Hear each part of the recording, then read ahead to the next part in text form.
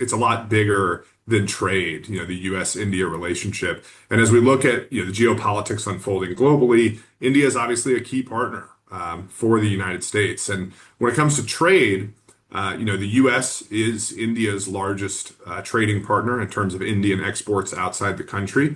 The second largest agricultural export to India is US ethanol, and it does go for industrial uses. 10% of the world population is engaged in agriculture in India. 10% of the world population, not the Indian population, the globe.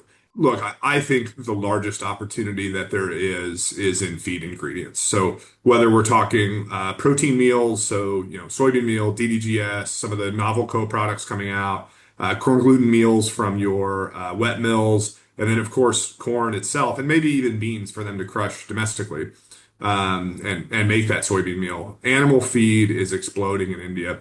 India is supposed to be the second largest economy globally, and they are supposed to surpass the United States by 2075. That is not me talking, that is all the major banks.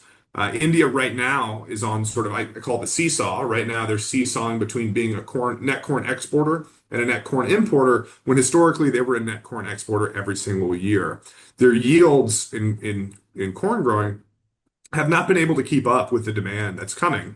And if you ask a poultry feed miller or a dairy feed miller, they're very aware of this. Reports out of USDA and other independent reports suggest that in a perfect scenario for American farmers, by 2050, India could import as much as 134 million metric tons of corn. That is 4.5 billion bushels of corn by 2050. Now, I mean, that's a perfect world scenario. I don't believe we will get there, but I do believe that it's very possible that by 2050, India is importing maybe 50 million or 60 million tons of corn.